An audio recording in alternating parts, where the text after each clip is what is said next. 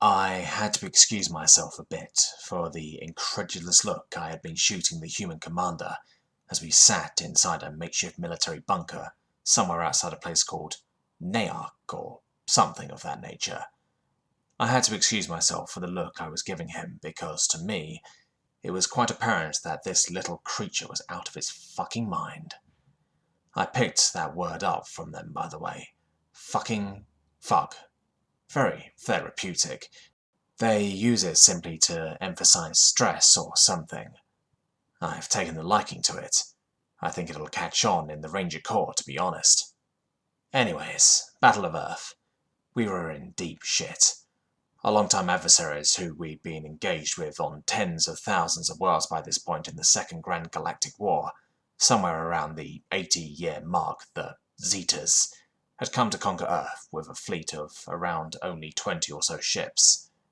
Small scout fleet, but perfectly adequate for subjugating a pre-interplanetary species. Yeah, I know they had automated systems on others, but they had no transorbital presence worth mentioning, so whatever. At any rate, our fleet, a strike detachment of 7 vessels, had managed to follow the scout fleet to Earth. First time we met humans, and boy, they were in a bad way. We were lending what help we could, but our strike group, containing about 10 million hands and about 1 million at arms, weren't making much headway. We were outmatched.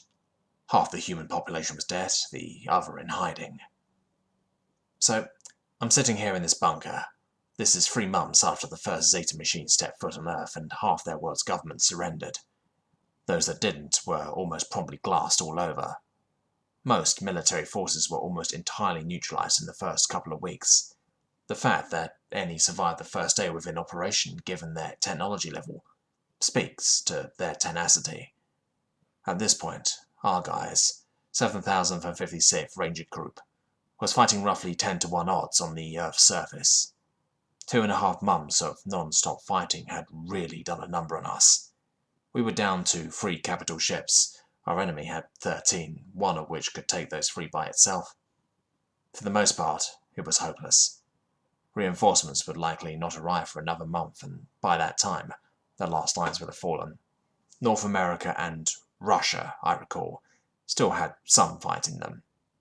They made what stands they could near the water, but they seemed to have the greatest advantage in terms of what they could field. But what this human was planning, it sounded completely out of a dream. He doesn't tell me.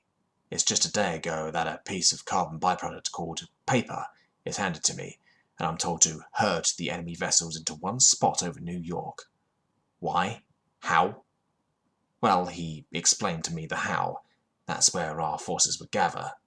Low and slow, for a final cinematic battle in the ruins of an old capital city. So, our enemy, the Zeta, in their massive ships obliged. We brought a cruiser and 2 frigates into low orbit, a defensive line. Their small carrier groups swept in low from the east, just like the human generals had said they would. Almost eerie to think about. It's odd for a Demek sub-captain like me to be taking orders from a species 2 technological orders lower, but with their level of insane confidence, and the fact that our odds were as good as suicidal no matter what, I had basically given up at this point. I resisted protesting when he told me to, get this, willingly cede the atmospheric edge by pulling our ships back when they got towards the coastline. He wanted to let them converge within visual range of their final fucking defensive line, with many ships wielding weapons that wielded enough destructive force to level an entire plane from one horizon to the other. Completely unthinkable that they would so easily congregate their species' last remnants to defend these ruins, like throwing yourself onto a pile of blades. But the human commanders were insistent. Let them come over the waters, they told me. Push your ships on top of them, he told me. Keep them over the water. I heard nothing else on this matter, save for references to what are apparently human ships. I know now, as the dreaded hour approaches, how insane the humans are being driven, as they direct phantom fleets of boats. Not a single human vessel still sailed, all of their minute steel islands, trudging with all the speed of falling snow through the water, had been sunk in the first hours of the war, and here were these delirious commanders speaking in hushed English and Russian and French to one another, directing a phantom fleet into the bay as if to flank a goddamn Zeta Armada with steel boats, which they no longer had. It was hilarious, and I began to laugh more and more with the smoking men and the haughty women as the night passed over us. The Zeta fleet had swooped in just as expected. Over the horizon that dawn, the sun at their backs. Today would be the last day, I thought to myself, that the humans would ever get to see their own sun rise. Tomorrow, it would be the Zeta's sun, and their Earth. My Rangers, what was left of the combat arms, of around 27 soldiers, took up arms with around 115,000 or so human soldiers. As you know, a human, their race having barely made any headway in genetic engineering or synthetic body augmentation, were fairly weak. They average a couple heads shorter and are about a third of our weight on average. They have less muscle and it's less efficient too. We reverse engineered what we could for them of our power armor and weapons, since no infantry arms they had that were not specified to be anti-tank were worth anything on a Zeta infantry drone, but they were still lagging behind. I run a six-clawed hand over my red scales, humming an old tune that reminded me of home as I watched my soldiers heft their 16mm automatic railguns, something which I was told was like an assault rifle, but with the power of an anti-material rifle alongside the humans and their 50 cows, and other outdated equipment. It was to be a brave stand, but the best we could hope for was to give the enemy a bit of trouble before they ground the last bit of human resistance into the dirt. I wonder if a human poet would write about this one day, if any would live. The first shots ring out at what is locally 0715 hours. What was once ruins of buildings become ruins of ruins. Laser and missile and plasma mortar fire rains all over our defences, with my ships doing their best to corral the superior fleet where the humans wanted it. The entire ordeal was no less than a nightmare. It eventually came to be that, I was told, as my dare and the human men began to fight hand to hand and blade to blade in the dusty hellhole of New York with the mechanical fiends, that this was an optimal position.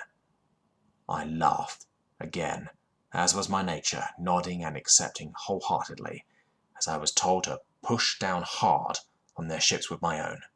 Sure, why not?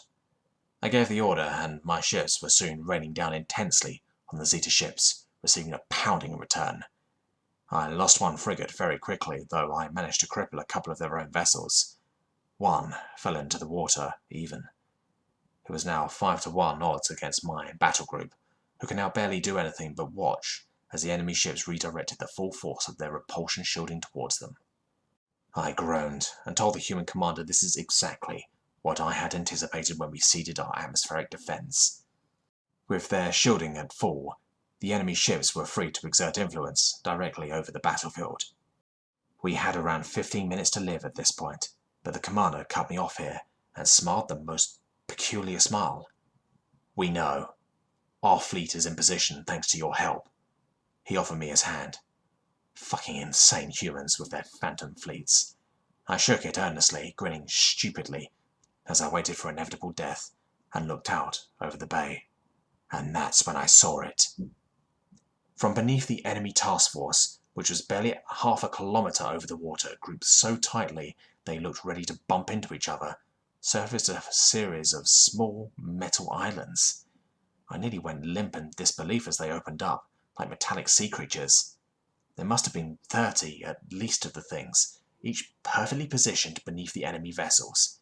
It happened so quickly I could barely register, but in an instant, hundreds of vapor trails sprung out the tops of them, and the human commander, a Russian to my left, nonchalantly advised me to avert my eyes a moment as he poured gin down his throat.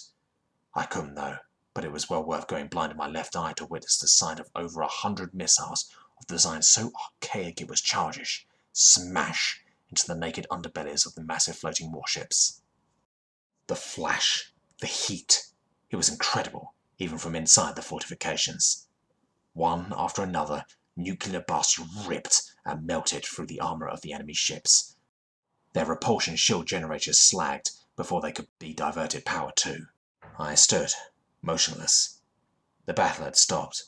Over the course of only a few minutes, the ships, one of which was a 2-mile-long carrier vessel, simply fail and give in to their weight. 11 enemy ships, all crippled, in the span of a couple seconds, by a species that couldn't even figure out how the center of black holes work. It dawned on me, only later that day, as I led my battalion into the heart of Austin, a Russian tank division on one flank of me, and a NATO flight of Apache attack helicopters overhead, to push back against the now failing line that had been pushing north from the South Americas, that this was now a winning battle.